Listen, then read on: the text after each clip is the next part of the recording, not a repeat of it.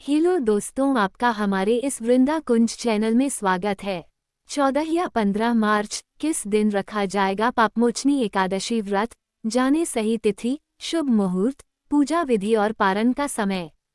चैत्र मास के कृष्ण पक्ष की एकादशी तिथि 2 दिन होने के कारण पापमोचनी एकादशी की सही तारीख को लेकर असमंजस की स्थिति बनी हुई है। आइए जानते हैं पापमोचनी एकादशी की सही तिथि, शुभ मुहूर्त, पूजा विधि और महत्व। कब है पापमोचनी एकादशी? हिंदू पंचांग के अनुसार हर महीने में 2 एकादशी पड़ती है। पहली कृष्ण पक्ष और दूसरी शुक्ल पक्ष की एकादशी को। हर एक एकादशी का अपना अपना महत्व है।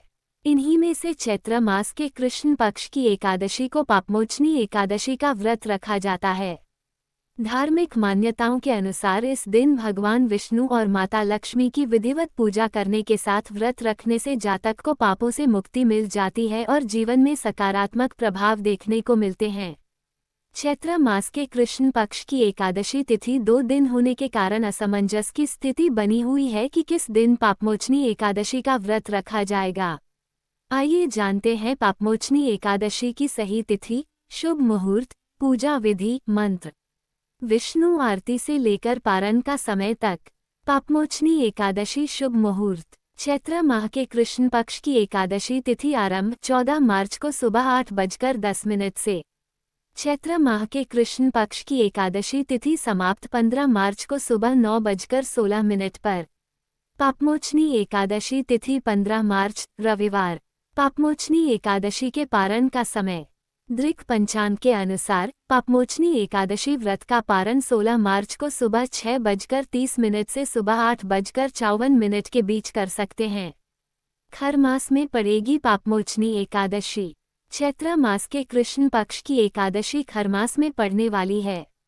बता दें कि 15 मार्च को तड़के 1:14 पर सूर्य मीन राशि में प्रवेश कर जाएंगे। सूर्य के मीन राशि में प्रवेश करने को मीन संक्रांति कहा जाता है। इस साथ ही खरमास आरंभ हो जाते हैं, जो पूरे 1 माह तक चलेंगे। इस दौरान शुभ कामों को करने की मनाही होती है। इस दौरान भगवान विष्णु के साथ सूर्य देव की पूजा करने का विशेष महत्व है।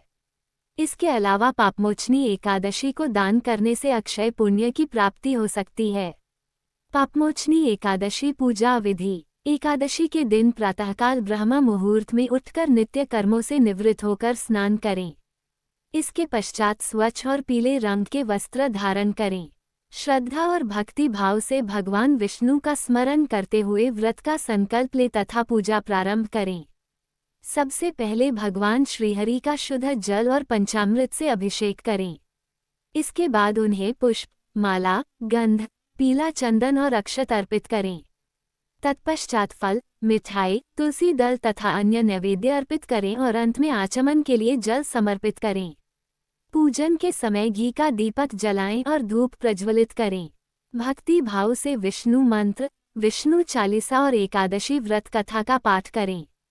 पूजा संपन्न होने पर भगवान विष्णु की आरती करें और यदि अनजाने में कोई त्रुटि हुई हो तो उनसे क्षमा याचना करें।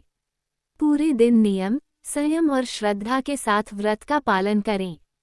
अगले दिन प्रातः स्नान करके पुनः भगवान विष्णु की पूजा करें और शास्त्रों के अनुसार विधिपूर्वक व्रत का पारण करें।